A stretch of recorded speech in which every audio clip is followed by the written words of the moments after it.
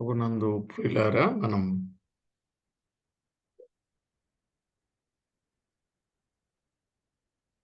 ఈ దినం తరగతిలో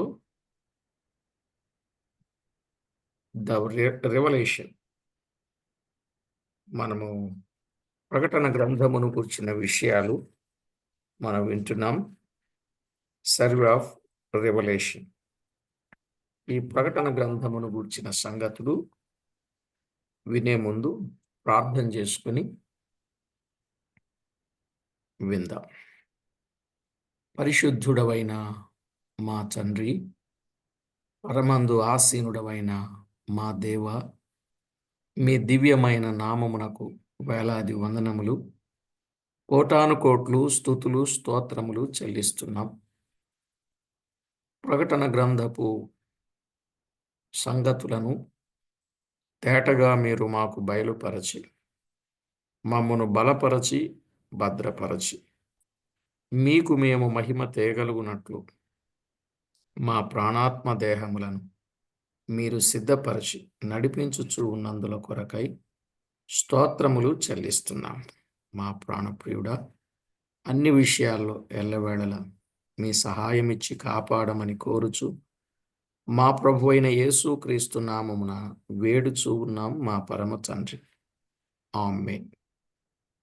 ప్రభునందు ప్రియులారా, దేవుని వాక్యములో యోహానును గూర్చిన విషయాలు మనం విన్నప్పుడు, ఆయన సమస్తమును విడిచిన యోహాను, సన్నిధిలో ఉన్న యోహాను, సహవాసములో ఉన్న యోహాను, సామర్థ్యము కలిగిన యోహాను, స్తంభముగా ఎంచబడిన యోహాను, సత్యమునకు సహాయము చేసిన యోహాను, సమాధానమిచ్చే యోహానని, ఆయనను గూర్చిన సంగతులు సాక్ష్యమిచ్చే యోహానని 7 సంగతులు మనము తేటగా విన్నాం.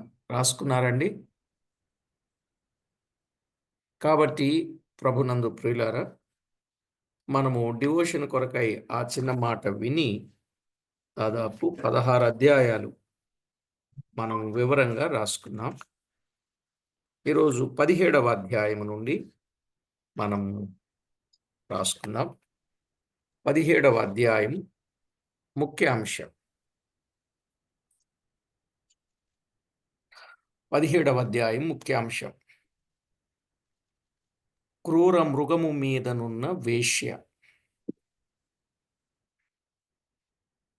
17వ అధ్యాయంలో ముఖ్యాంశం క్రూర మృగము మీదనున్న వేశ్య. క్రీస్తు,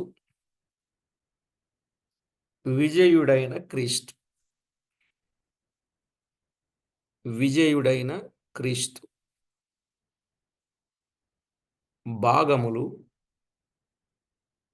1 నుండి 7 వచనాలు. వేశ్య యొక్క వర్ణన. వేశ్య యొక్క వర్ణన.